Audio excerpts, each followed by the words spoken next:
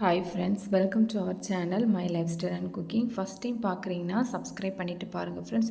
நம்ம இன்றைக்கி கோதுமை மாவு வச்சு மசாலாலாம் வறுக்காமல் ரொம்ப ஈஸியான மெத்தடில் குழந்தைங்களுக்குலாம் ரொம்ப ஃபேவரட்டான ஒரு ஸ்நாக்ஸ் ரெசிபி தான் பார்க்க போகிறோம். வாங்க இதை எப்படி பண்ணலான்னு பார்க்கலாம். இது பண்ணுறதுக்கு ஒரு பவுல் ஒன்று எடுத்துருக்கிறேன். இதில் அரைக்கப்பழம் கோதுமை மாவு, அரைக்கப்பழம் மைதா மாவு சேர்த்துருக்கிறேன். நீங்கள் கோதுமை மாவில் இந்த ரெசிபி பண்ணலாம். இப்போ இது கூடவே ஒரு 2 டேபிள் ஸ்பூன் ஆயில் சேர்த்துருக்கிறேன். கூடவே தேவையான அளவு சால்ட் சேர்த்து ஃபஸ்ட்டு தண்ணி எதுவும் சேர்க்காம நல்லா பிசைஞ்சு எடுத்துக்கலாம். நமக்கு பிசையும் போது எக்ஸ்ட்ரா ஆயில் தேவைப்படுதுன்னா ஒரு டேபிள் ஸ்பூன் ஆட் பண்ணிக்கோங்க. நமக்கு மாவு பார்த்திங்கன்னா இந்த மாதிரி இருக்கணும், பிடிக்கும்போது பிடிப்படணும். அதாவது நமக்கு புட்டு மாவுலாம் வரிசை இருப்போம்ல, அந்த கன்சிஸ்டன்சி இருக்கணும், உடைச்சா உடப்படணும்.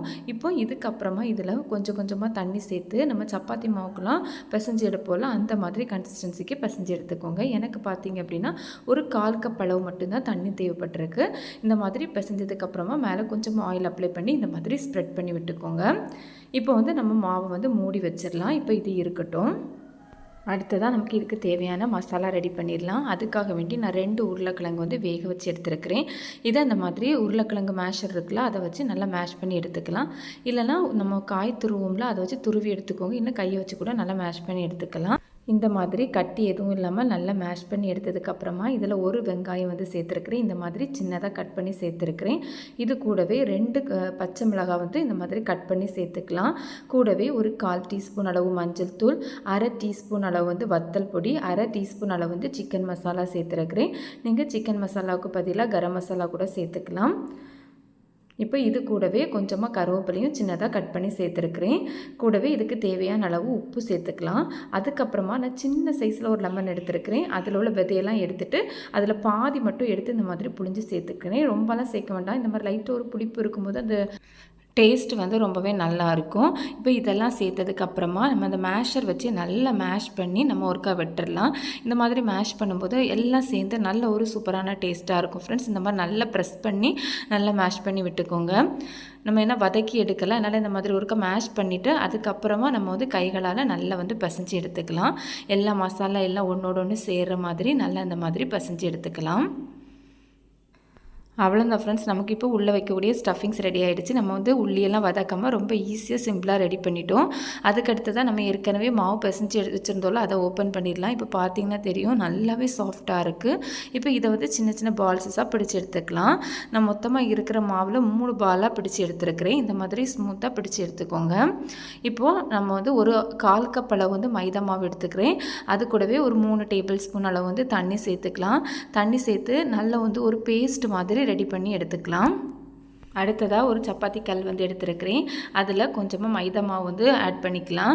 இதுக்கு மேலே நம்ம ஏற்கனவே பால் மாதிரி பிடிச்சி வச்சுருந்தோம்ல, அதை எடுத்துக்கலாம். அந்த மாதிரி உருண்டை பிடிச்சி வச்சுருந்தோம்ல, அதை எடுத்து நம்ம சப்பாத்திக்கெலாம் நம்ம ஸ்ப்ரெட் பண்ணி எடுப்போம்ல, அந்த மாதிரி ஸ்ப்ரெட் பண்ணி எடுத்துக்கலாம்.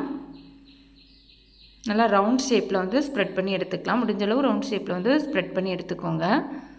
இந்த மாதிரி ஸ்ப்ரெட் பண்ணதுக்கப்புறமா நம்ம இதை ஈக்குவல் பீசஸாக கட் பண்ணி எடுத்துக்கலாம். இந்த மாதிரி 4 பீசஸாக கட் பண்ணி எடுத்துக்கலாம். மாவு பார்த்திங்கன்னா ரொம்ப தடிமனாக இருக்கக்கூடாது. இந்த மாதிரி கன்சிஸ்டன்சி இருக்கிற மாதிரி பார்த்துக்கோங்க. இப்போ இதிலேருந்து 1 மட்டும் எடுத்துக்கலாம், ஒரு பீஸ் மட்டும் எடுத்துக்கலாம். இந்த மாதிரி ஒரு பீஸ் மட்டும் எடுத்ததுக்கப்புறமா அதில் இந்த மாதிரி ஓரங்களில் கொஞ்சமாக மைதா மாவு வச்சு ஒரு பேஸ்ட் ரெடி பண்ணியிருந்தோம்ல, அதை அப்ளை பண்ணி எடுத்துகிட்டு இந்த மாதிரி ஒட்டணும் அப்படின்னா, ப்ரெஸ் பண்ணோம் அப்படின்னா சூப்பராக ஒரு கோன் ஷேப் நமக்கு ரெடி ஆயிரும். இப்போ இந்த மாதிரி ரெடி ஆனதுக்கப்புறமா இதில் நம்ம ஏற்கனவே ஸ்டஃபிங்ஸ் ரெடி பண்ணி வச்சுருந்தோம்ல, அதை இதில் ஆட் பண்ணிக்கலாம். பார்த்திங்கன்னா தெரியும், ரொம்பவே சூப்பராக ரெடி பண்ணிடலாம். ரொம்ப ஈஸி இது செய்கிறதுக்கு. இப்போ இதில் நம்ம ஸ்டஃபிங்ஸ் ரொம்ப உள்ளே குத்தி அமுக்கி வைக்க வேண்டாம். இந்த மாதிரி மேலே மட்டும் ஓரளவு ஸ்ப்ரெட் பண்ணி ஈவனாக நம்ம ஸ்ப்ரெட் பண்ணி எடுத்துட்டாலே போதும். இந்த மாதிரி ஈவனாக ப்ரெஸ் பண்ணி எடுத்துக்கோங்க. இப்போது இந்த மாதிரி நம்ம ரெடி பண்ணதுக்கப்புறமா இதை நம்ம ஏற்கனவே மைதா மாவு வச்சு ஒரு பேஸ்ட் ரெடி பண்ணி வச்சுருந்தோம்ல, அதில் இந்த மாதிரி டிப் பண்ணி எடுத்துக்கோங்க. ரொம்ப ஃபுல்லாக டிப் பண்ணக்கூடாது. இந்த மாதிரி கொஞ்சமாக படுற மாதிரி டிப் பண்ணி எடுத்துக்கோங்க. இதை நீங்கள் இப்படியே கூட ஃப்ரை பண்ணிக்கலாம். நான் இதில் கொஞ்சமாக வறுத்த சேமியா எடுத்து இந்த மாதிரி மேலே கோட் பண்ணி எடுத்துருக்கிறேன். இது பார்க்கவும் ரொம்ப நல்லாயிருக்கும், டேஸ்ட்டுமே சூப்பராக இருக்கும். நல்லா மொறுன்னு ரொம்ப சூப்பராக இருக்கும். அந்த சேமியா சாப்பிட்றதுக்குமே ரொம்ப நல்லாயிருக்கும். இதே மாதிரி நம்ம எல்லா பீசஸும் ரெடி பண்ணி எடுத்துக்கலாம். ரொம்ப ஈஸி மெத்தட் ஃப்ரெண்ட்ஸ். கண்டிப்பாக ட்ரை பண்ணி பாருங்கள். குழந்தைங்களுக்கு இந்த மாதிரி டிசைன்ஸ்லாம் செஞ்சு கொடுக்கும்போது ரொம்ப விரும்பி சாப்பிடுவாங்க. பேக்கரியிலலாம் எதுவும் வாங்கி கேட்டு அடம் பிடிக்க மாட்டாங்க. இதே மாதிரி நம்ம எல்லாத்தையும் ரெடி பண்ணி எடுத்துக்கலாம். பார்த்திங்கன்னா இப்போ எல்லாத்தையும் ரெடி பண்ணி எடுத்துகிட்டு வந்துட்டேன். இப்போ இதை நம்ம ஃப்ரை பண்ணி எடுத்துக்கலாம்.